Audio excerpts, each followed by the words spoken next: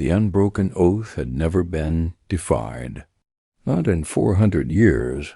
It bound every soul in the kingdom to a single immutable truth, that no one, not king nor commoner, not soldier nor scholar, could speak against the throne.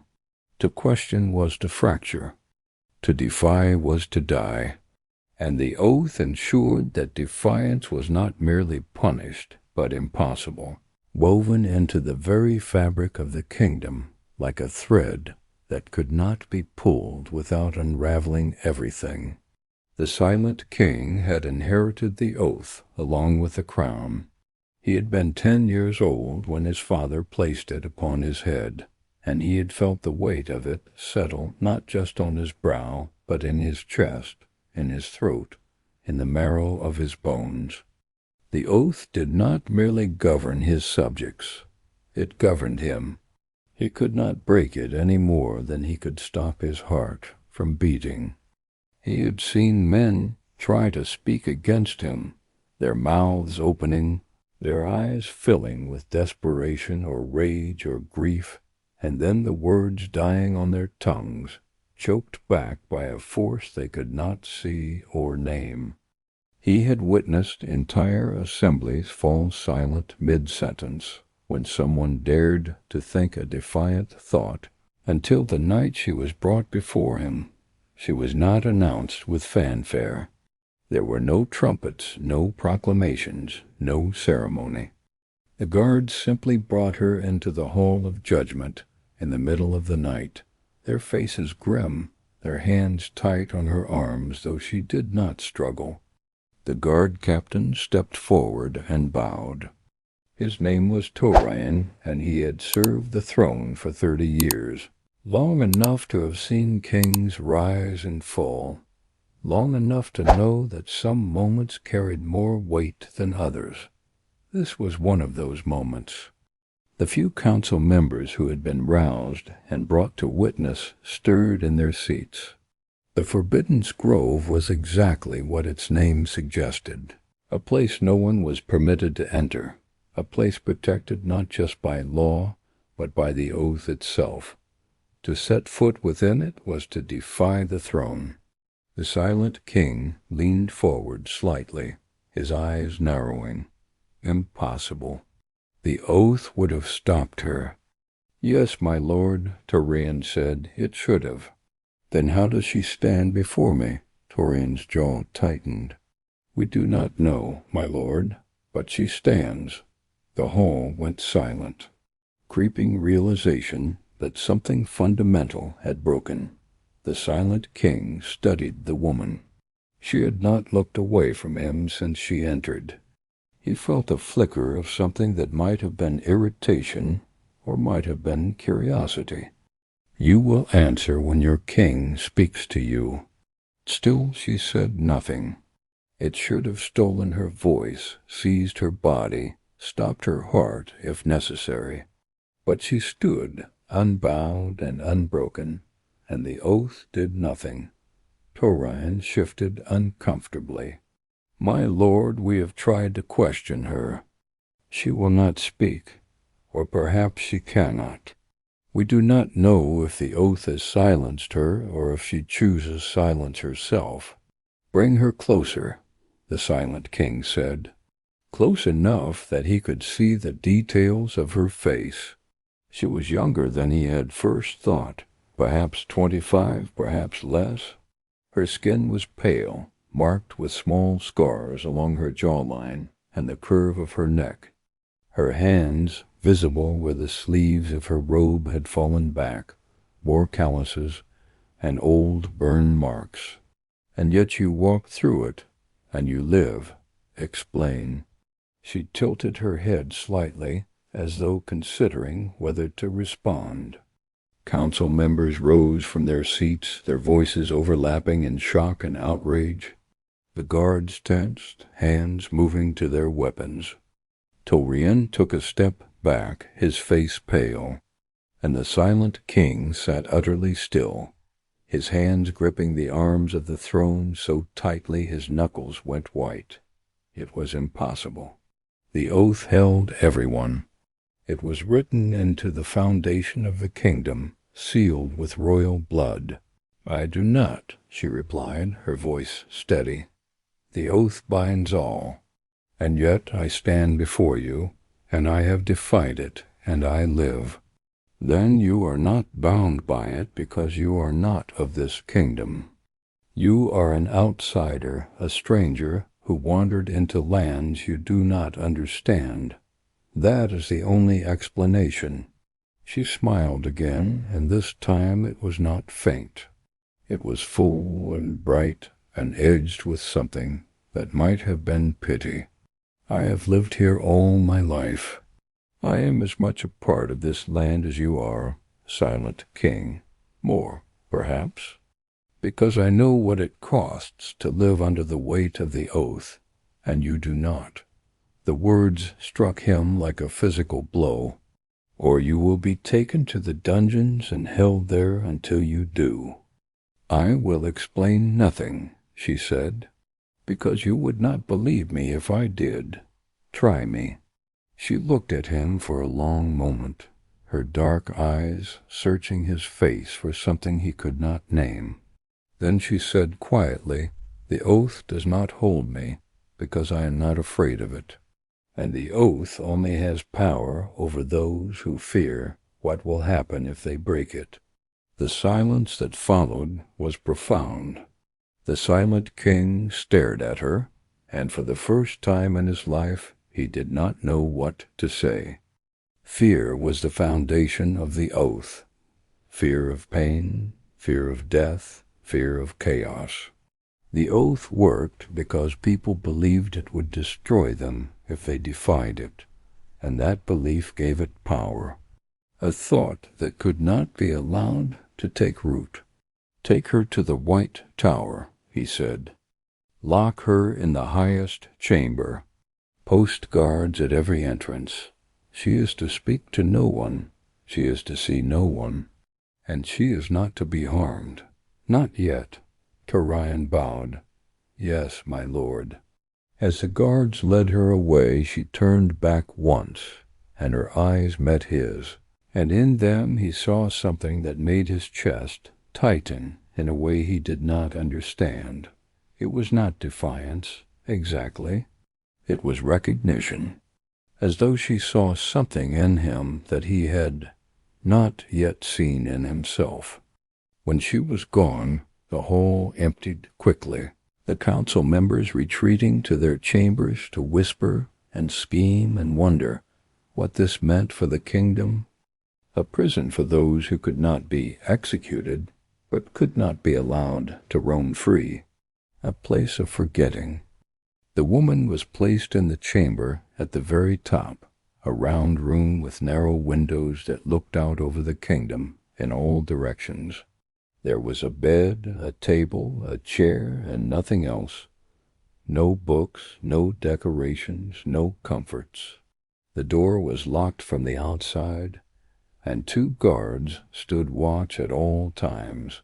She did not rage against the walls, or weep, or beg for release.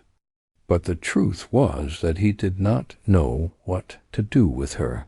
Every law, every tradition, every instinct he had been trained to follow told him that she should be executed immediately. But the oath had not stopped her, and if he killed her without understanding why, he might be killing the only person who could tell him how the oath could be broken. And if the oath could be broken, then everything he had built his life upon was a lie. On the 4th day, the High Keeper came to him. The High Keeper was an ancient man, older than anyone could remember, his face a map of lines and shadows, his eyes milky with age but still sharp with intelligence. He had served 5 kings, had overseen the oath for longer than most people had been alive, and his word carried weight that even the throne could not ignore. He entered the king's private study without knocking, leaning heavily on a staff of blackened wood, and he did not bow. "You should have killed her," he said. "You know what she represents." She represents a woman who walked into the forbidden grove and survived. Nothing more.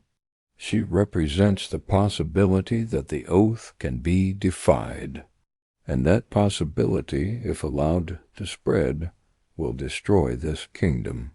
The silent king set down his pen. The oath is absolute. One woman standing outside, it does not change that.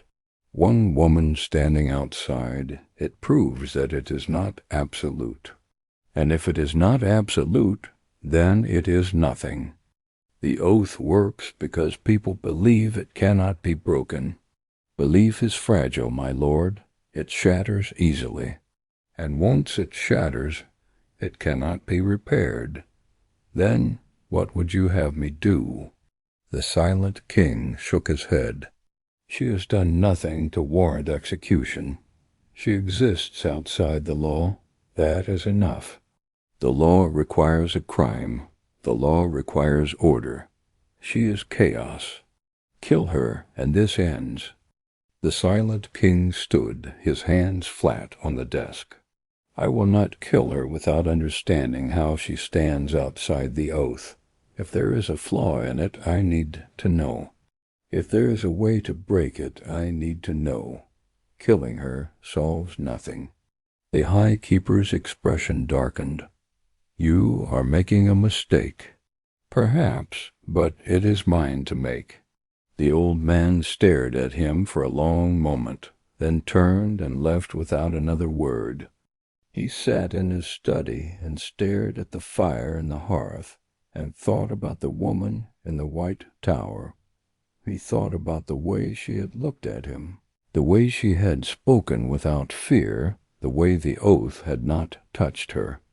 He climbed the stairs of the white tower alone, ignoring the protests of the guards, and when he reached the top, he dismissed them and unlocked the door himself. And curiosity is stronger than fear in the end. I am not afraid. She turned then, and her smile was small and knowing. Of course you are. You are terrified. You have built your entire life on the oath, and I have shown you that it can be broken. That is the most frightening thing a king like you could ever face. He did not deny it. There was no point. Tell me how you did it. I told you I am not afraid of it. That is not an answer. It is the only answer. Up close he could see the details of her face more clearly. The small scar at the corner of her mouth. The faint bruise on her temple from where the guards had been less than gentle. The way her eyes, so dark and deep, seemed to see through him. The oath is not just fear, he said. It is magic. It is law. It is written into the bones of this kingdom. You cannot simply will yourself free of it, cannot I? No, it is impossible. And yet I stand here. He felt a surge of frustration. You are being deliberately obtuse, and you are being deliberately blind. Explain? She sighed, and for the first time he saw something like weariness in her expression. The oath is powerful, yes, but it is not all powerful. It works because people believe in it. They believe that if they defy the throne, they will be punished. And that belief gives the oath its strength, but I do not believe, I never have. That is madness. Is it? Or is it the truth you have been too afraid to see? He turned away from her, pacing to the other side of the room. The oath was old magic, yes, but all magic required something to anchor it. Faith, belief, fear. If someone truly stood outside that framework, if someone genuinely did not fear what the oath could do, then perhaps it would lose its grip. But if that were true, then the entire kingdom was built on a foundation of sand. You cannot tell anyone this, he said quietly. Why not? Because if people know the oath can be broken, they will break it. and this kingdom will fall into chaos." She walked toward him, her footsteps soft on the stone floor. And would that be so terrible? He turned to face her, his eyes hard. "Yes, the oath is the only thing holding this kingdom together. Without it, there would be rebellion, war, death. The strong would devour the weak. The law would mean nothing. Everything would collapse. Or," she said softly, "people would learn to govern themselves without fear. They would learn to speak, to question, to think. They would become more than subjects. They would become free. Freedom is chaos. Freedom is life." They stood there, facing each other, and the air between them seemed to crackle with tension. He could feel his heart pounding in his chest, and he could feel something else, something he had not felt in a very long time. He felt uncertain. "Who are you?" he asked. She smiled, sad and small. "No one. A girl from a village with no name. By the memory of what this kingdom was before the oath was made. By the part of me that knows there is another way to live." He felt something shift in his chest, something he could not name. The grove is forbidden because it holds the remains of the old kings, the ones who ruled before the oath, the ones who were overthrown because they could not maintain order. "Is that what you were taught?" "It is the truth. It is a story. The old kings were not overthrown because they were weak. They were overthrown because they refused to rule through fear. They believed in trust, in respect, in the idea that a king should serve his people, not control them. And when the council of that time decided that control was easier than service, they killed the old kings and created the oath. They built a kingdom on fear and called it order. You lie? Or have you simply never been told the truth?" He turned away from her again, his hands clenched into fists. Everything she was saying went against everything he had been taught, everything he believed. And yet, deep down, in a place he had locked away long ago, he felt the faint stirring of recognition. "But you will not. Why not?" "Because you are curious. Because you want to know if I am right. Because some part of you, however small, wonders if there might be another way." He closed his eyes, and for a moment he let himself imagine it. A kingdom without the oath. A kingdom where people spoke freely, questioned openly, lived without fear. "Even if you are right," he said, "even if the oath can be broken, it does not matter. I cannot unmake it. It is woven too deeply into the kingdom. You think you can start a revolution with words? I think I already have." He stared at her, and he realized that she was right. He left the white tower without another word, his mind spinning, his heart heavy with questions he did not know how to answer. The days that followed were the longest of the silent king's life. He sat on the throne and heard petitions and rendered judgments, and all the while his mind was elsewhere. He thought about the woman in the white tower. He thought about the oath and the fear that sustained it. He noticed the way people flinched when he spoke to them, the way their voices trembled when they answered, the way they bowed too deeply, held their breath too long, looked at him with eyes that were empty of everything but fear. He noticed the way the servants moved through the palace like ghosts, silent and unseen, their presence erased by the weight of the oath. And he began to understand what the woman had meant when she said that the oath was not strength but brittleness. The kingdom was not held together by loyalty or respect or love. It was held together by fear. The old man came slowly, his staff tapping against the marble floor, and when he entered the throne room, he did not bow. He simply stood at the base of the throne and waited. "I want to know the truth about the old kings," the silent king said. The High Keeper's expression did not change. "The old kings are dead and gone, my lord. Their history is irrelevant. I did not ask if they were relevant. I asked for the truth. They could not maintain order. They were overthrown, and the oath was created to prevent such weakness from ever threatening the kingdom again. And if I told you that I have heard a different version of that story," the High Keeper's eyes narrowed, "then I would say you have been listening to lies. She says the old kings were killed because they refused to rule through fear. She says the oath was created not to protect the kingdom, but to control it. She is a prisoner and a heretic. Her words are poison. Are they? Or are they the truth you have been hiding from me?" The High Keeper stepped forward, his voice low and dangerous. "You are treading on forbidden ground, my lord. The oath is sacred. It is the foundation of this kingdom. To question it is to question everything. Then perhaps everything should be questioned." The silence that followed was absolute. The High Keeper stared at him, his face pale, his hands trembling on his staff. Then, slowly, he spoke. "If you continue down this path, you will destroy the kingdom. The oath is all that stands between order and chaos.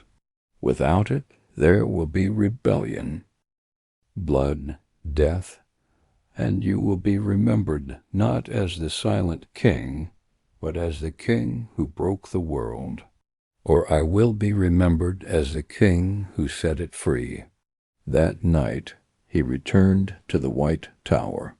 She was waiting for him, standing by the window, as though she had known he would come. She turned when he entered, and her expression was unreadable. "You are thinking about it," she said. "I am. And I do not know what to do. If I break the oath, the kingdom may fall. If I do not, I will spend the rest of my life ruling a kingdom of ghosts." She crossed the room and stood before him, close enough that he could see the flecks of gold in her dark eyes. "Then do not think of it as breaking the oath. Think of it as choosing what kind of king you want to be. What kind of king can rule without fear?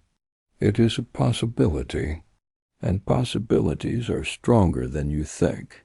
He looked at her, and he felt something inside him shift. It was not a sudden change, not a lightning strike of revelation. It was quieter than that. "Why did you let yourself be captured?" "Because I wanted you to see me. I wanted you to see that the oath can be broken. I wanted you to understand that there is another way. And what happens now?" He removed the crown from his head and set it on the table beside them. It felt lighter than it should have, or perhaps he felt heavier without it. "I do not know if I can break the oath," he said, "but I will try."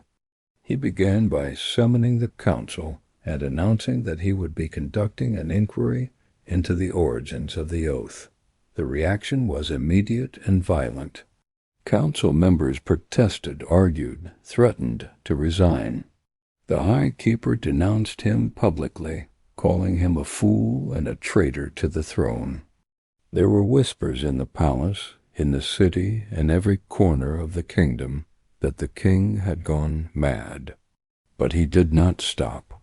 They were hidden, sealed behind walls that had been bricked over, locked in chests that bore no keys. He broke them open with his own hands, tearing apart stone and iron, driven by a need to know that had become an obsession. And he found them, the old texts, the true histories. The old kings had ruled with the consent of the people. not through fear, but through trust. They had held councils where anyone could speak, where decisions were debated openly, where the king's word was not law, but simply one voice among many. It had been chaotic at times. The people had felt ownership over their own lives, and that ownership had made them stronger, more resilient, more willing to work together for the common good. And then the plague had come, had worked himself to exhaustion trying to save his people. But the plague had not cared. It had taken rich and poor alike, noble and commoner, young and old. And as the death toll rose, fear had taken root. The oath had been their solution, but the council had not listened, and the kingdom had survived the plague, but at a cost that no one had fully understood until it was too late. The oath had not just bound the people. It had bound the kingdom itself, shaping it into something cold and brittle and hollow. Not a lie told to him, but a lie built into the very foundation of the world he had inherited. He took the text to Aaron, and together they read them by candlelight in the White Tower. She did not gloat. She did not say that she had been right. She simply sat beside him and listened as he spoke, her presence a quiet comfort in the storm that raged inside him. The oath is too strong. It would require the consent of the kingdom, the undoing of the magic that binds it. And I do not know if the people are ready. They have lived with it for so long. They do not remember what it was like before. They may not want freedom if it comes with the risk of chaos. Then make them ready, she said. How? By speaking, by telling them the truth, by showing them that you are willing to listen, to change, to be more than a king who rules through silence. You cannot force them to be free, but you can give them the choice. And if you give them the choice, some will take it, and those some will inspire others, and slowly the fear will lose its grip. But at least you will have tried. He reached out and took her hand, and they sat there in the candlelight, two people trying to hold back the weight of history, knowing that they were small and fragile, and that the task ahead of them was monumental. It was slow, deliberate, a series of small shifts that built on each other like stones in a wall. He opened the throne room to anyone who wished to speak, not just the nobles and the council. At first, no one came. The oath still held, and the idea of speaking before the king was terrifying. An old man with gnarled hands and a face weathered by years in the sun. He stood before the throne, trembling, his mouth opening and closing as he tried to speak. The oath choked him, stole his words, left him gasping. Or gesture, or simply stand here, and I will know that you have something to say, and I will do what I can to find out what it is. The old man stared at him, shocked, and then he began to weep. The silent king did not turn away. He stood there, waiting, until the man had composed himself enough to pull a scrap of paper from his pocket. On it were words written in a shaky hand. The tax on grain is too high. My family is starving. The silent king read the note, and he felt something break inside him. This man had risked everything to bring this message, had fought against the oath with every ounce of strength he had, but they found other ways, notes, gestures, drawings. But it was also alive in a way the kingdom had not been alive in centuries. The council was horrified. They met in secret, plotting ways to undermine him, to restore the old order, to convince the people that the king had gone mad and needed to be replaced. The silent king ignored them. She became his advisor, his confidant, the voice that reminded him why he was doing this when the weight of it threatened to crush him. They worked together, side by side, poring over old laws and new petitions, trying to find ways to dismantle the oath without plunging the kingdom into chaos. And in the quiet moments when the palace slept and the kingdom rested, they would sit together in the gardens that had been allowed to grow wild under Aaron's influence. She had insisted that the rigid, controlled gardens of the palace be replaced with something more natural, more alive. And wild flowers bloomed in patches of color that had no order or pattern. They would sit among the flowers and talk. And how she had gone to the Forbidden Grove because she had heard stories that it was a place where the oath did not reach. I did not know if the stories were true, she said, but I had to try. I had to show others that it was possible, even if it meant being captured, even if it meant dying. He reached out and took her hand. You are the bravest person I have ever known. She smiled, sad and soft. I am not brave, I am just tired of being afraid. They sat in silence for a while, hands joined, and then he said quietly, I am falling in love with you. She turned to him, her dark eyes wide. You should not. I am no one. I have no title, no lineage, nothing to offer a king. You have offered me everything. You have shown me that the world I believed in was a lie. You have given me a reason to change, to fight, to hope, and I love you for it. Tears slipped down her cheeks, and she leaned her head against his shoulder. I love you too, but I am afraid that this will not work, afraid that the oath is too strong, afraid that we will fail and everything will collapse. Then we will fail together, he said, and that will be enough. The silent king began by declaring that he would no longer enforce the oath. He made it known throughout the kingdom that anyone who wished to speak against the throne could do so without fear of punishment. It was a bold move, and it terrified the council. Then you will not rule at all. Perhaps, but I will be able to live with myself. The high keeper stormed out, and the silent king knew that he had made an enemy. But he also knew that he could not turn back now. The response from the people was mixed. Some were terrified, convinced that the kingdom would fall into chaos without the oath to hold it together.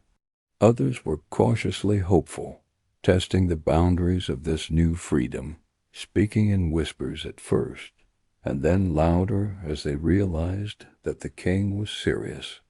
But the oath itself did not break. It was still there, woven into the fabric of the kingdom, choking those who tried to defy it. The silent king's declaration did not have the power to unmake it. That would require something more, something deeper. It would require magic.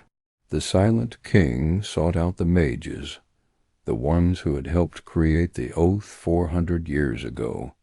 You want to break the oath. Yes, it cannot be broken. It can only be unmade. And to unmake it would require the consent of those who made it. They are all dead. Then you are asking the impossible. He felt despair settle over him like a cloak. There must be a way. The old woman studied him for a long moment, then sighed. There is one way. Blood. The oath was made with the blood of 7 kings. To unmake it would require the blood of 7 more, or the blood of one who carries the weight of all 7. He understood immediately, me. Yes, you are the heir to all the kings who came before you. Your blood carries their lineage. If you were willing to give it, if you were willing to die, the oath could be broken. He was silent for a long time. Then he said, "And if I do this, the kingdom will be free? The oath will be broken. What the kingdom does with that freedom is up to them." He nodded slowly. "Then I will do it." "You are willing to die for this?" Yes, the old woman shook her head. "You are a fool, but perhaps that is what this kingdom needs." He returned to the palace and told Erin what he had learned.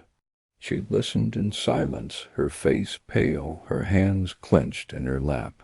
"No," she said when he finished. "Absolutely not. There must be another way. There is not. Then we will find one. Erin, no." Her voice was fierce, her eyes blazing. "Or we will create a new ritual. I will not allow it." He crossed the room and took her hands, pulling her to her feet. "And I will not allow you to sacrifice yourself for me. This is my burden, my kingdom, my responsibility." "It is our kingdom now," she said, tears streaming down her face. "And I will not let you go." Then, slowly, an idea began to form in the silent king's mind. But what if we created a new oath, one that binds the kingdom in freedom, one that makes it impossible to rule through fear, that protects the right to speak, to question, to disagree? Her eyes widened. A counter-oath. Yes, it would require blood, yes, but not death. Just a binding. A new contract between the throne and the people. Would it work? I do not know, but it is worth trying. They returned to the old woman in the mountains and presented the idea. She listened, her ancient face thoughtful, and then she nodded slowly. It might work, but it would require the consent of the people, not just the king. They would have to choose it. They would have to bind themselves to it willingly. "Then we will ask them," the silent king said. And he spoke words that no king had spoken in 400 years. "But it has become a cage. It has silenced you, and in silencing you, it has weakened us all.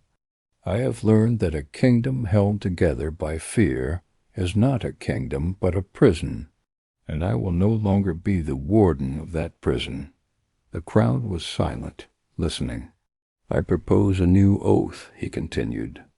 "Not an oath of silence, but an oath of freedom. An oath that binds the throne to serve you, not to control you. But this oath cannot be made by me alone. It requires your consent. It requires you to choose it, to bind yourselves to it willingly. And so I ask you now, will you join me in breaking the old oath and creating something new?" There was a long silence, and then from the back of the crowd someone spoke. Yes, it was a single voice, trembling and uncertain, but it was enough. Another voice joined it. Yes, and then another. Yes. The word spread through the crowd like fire, growing louder, stronger, until it was a roar that filled the square and echoed off the walls of the palace. Yes, the silent king felt tears on his face, and he did not wipe them away. He looked at Erin, and she was crying too, her face radiant with hope. Together they led the crowd to the hall of judgment, where the old woman waited with the tools of her craft. The ritual was simple but powerful. Each person who consented gave a single drop of blood, which was collected in a great bowl. The silent king gave his blood as well, and Erin, and the members of the council who had chosen to join them. When the bowl was full, the old woman spoke the words of the new oath, binding the kingdom not in silence, but in freedom, not in fear, but in trust.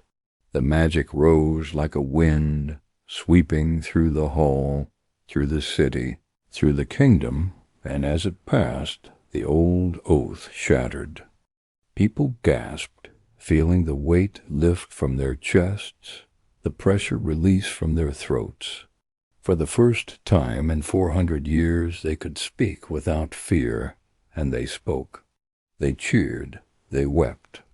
They embraced each other and laughed and cried, and gave voice to feelings they had held silent for generations. The silent king stood in the center of it all, watching, and he felt something he had never felt before. He felt whole. The transition was not without struggle. There were those who clung to the old ways, who believed that the oath was necessary, that freedom would lead to chaos. There were uprisings in the outer provinces, led by nobles who saw the breaking of the oath as an opportunity to seize power. There were debates in the council that turned into shouting matches, agreements that fell apart, moments when it seemed as though the kingdom might fracture beyond repair. But the silent king did not waver. He met every challenge with patience and resolve, and Erin stood beside him, her voice a steady reminder that change was worth the cost. Together they navigated the chaos, listening to every voice, making compromises when they could, standing firm when they could not. And slowly, over years, the kingdom began to transform. People learned to speak without fear. Leaders learned to listen without demanding silence. The throne became a place of service instead of control, and the law became something that was debated and refined rather than simply enforced. It was messy. It was loud. It was nothing like the silent, orderly kingdom the silent king had inherited. But it was alive.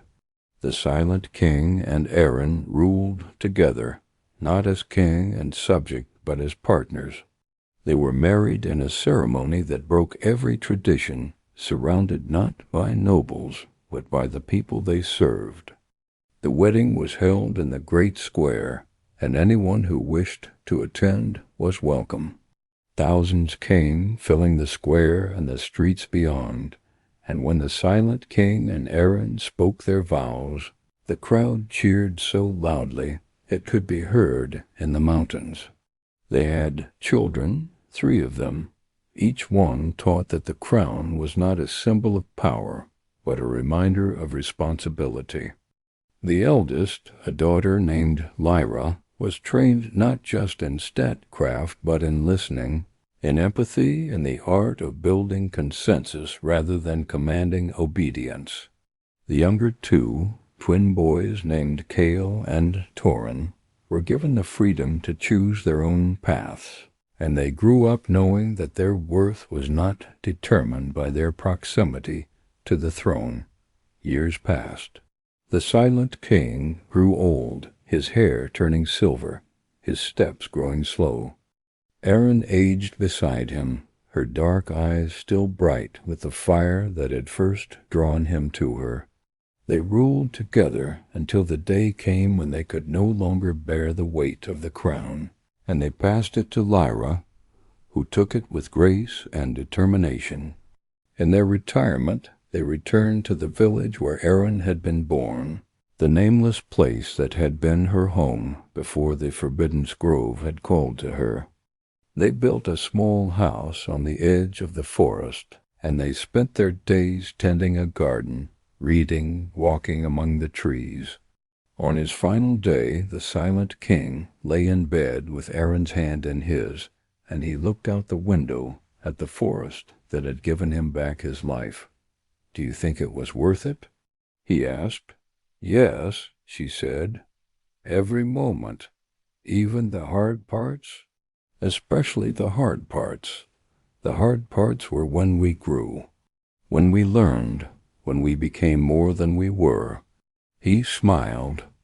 "I love you, Erin. I love you too."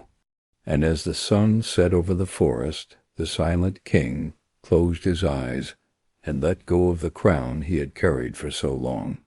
The oath was broken. The silence was shattered. and in its place was something stronger, something that could not be bound or controlled or silenced: freedom and love, and the knowledge that a kingdom built on trust would always be stronger than one built on fear.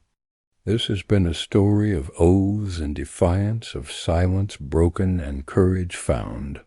If this tale moved you, if you felt the weight of the unbroken oath or the strength it took to stand against it, I invite you to share your thoughts below. Do you believe the oath should have been broken, or was the king wrong to risk the kingdom for freedom? What does it mean to rule without fear? Your reflections give these stories meaning, and I would be honored to hear them. If you enjoyed this journey into the world of the silent bond, please consider liking this video and subscribing to the channel, so you may return when the next story is told, when another truth is revealed, and when silence, perhaps, is broken once more.